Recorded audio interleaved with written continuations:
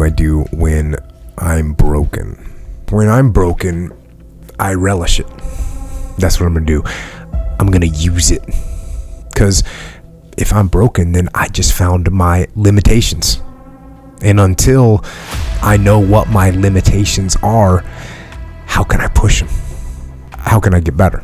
But once I see it, once I feel it, once I see where I was broken, then I can attack that weakness.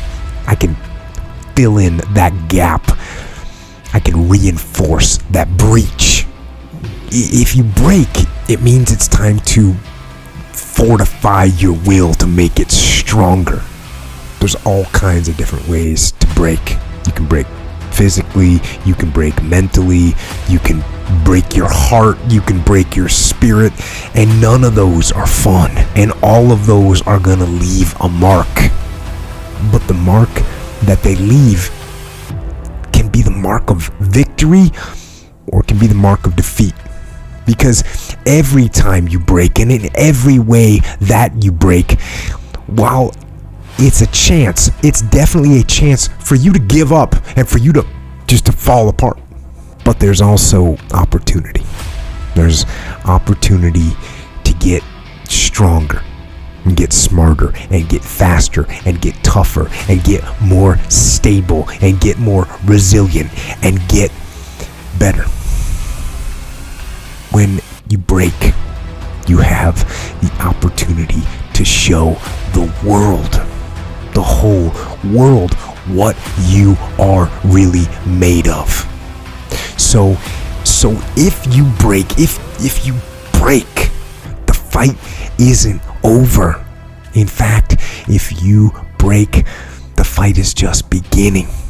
And as you crawl up and out of that dismal and wretched place, covered in blood and sweat and dirt and filth, as you rise above what you were, and as you take the form of who you are supposed to be, you will see that in the very act of standing up, in the very act of fighting on, you will become and you will remain unbroken.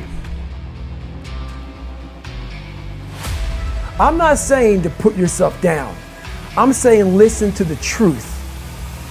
And the truth isn't in the 20%.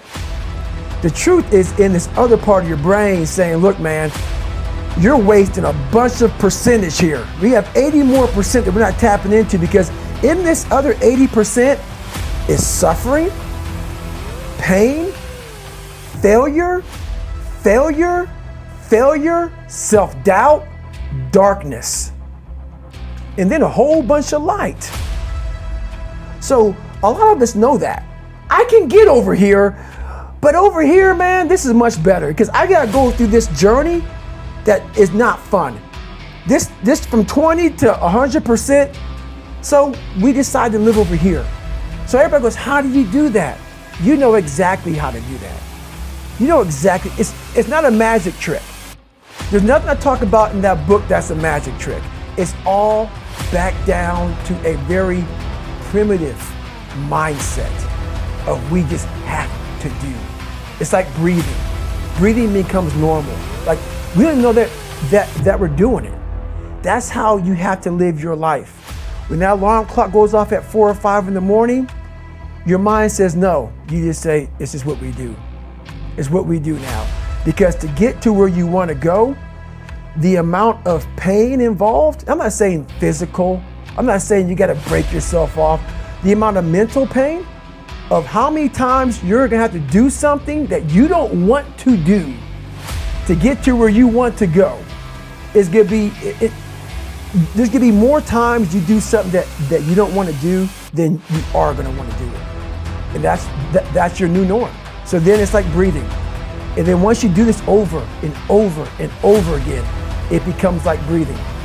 I don't want to live this lifestyle, but to get to the other side of this, I have to. So if you really want it, you realize what trying is and what trying is not.